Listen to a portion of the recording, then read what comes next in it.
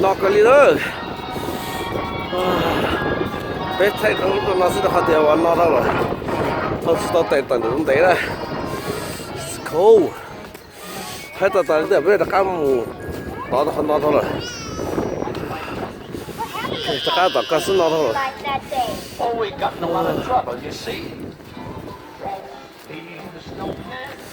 ok nó kìa tôi xin nâng chút được tài đó trời mới khai nhớ nữa thế liệu có biết khó chế rồi sao tôi mua nó sắp rồi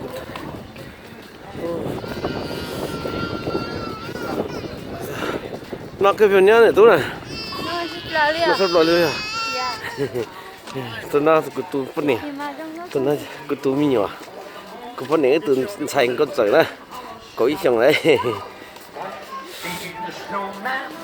nó sắp rồi liền ô hai cái thì xin nó thôi đây là dinosaur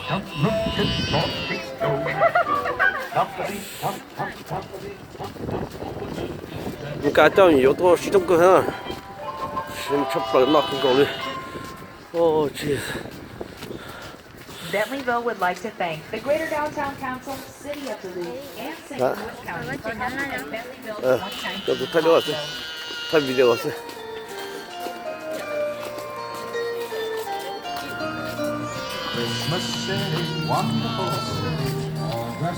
thấy cưng cổ đi nó rồi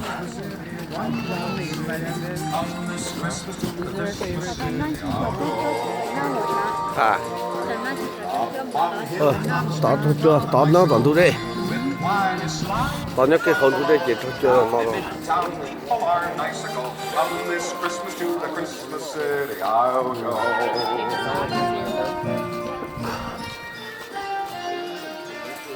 I hear bells ringing, ding dong, ding dong, ding.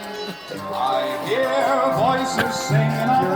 Ok, lấy cho một tiền phát tế thắt tế gì là một hồ chua xó này, cú chê còn nhẹ chê tôi hồ chua xìa thế ok.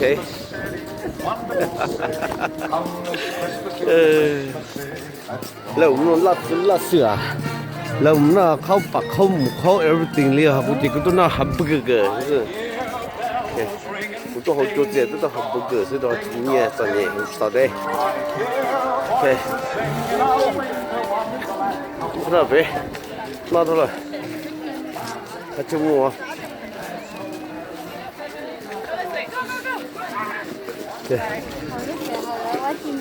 Cho nó quá chứ quá, phải nào tắt, nó thôi rồi.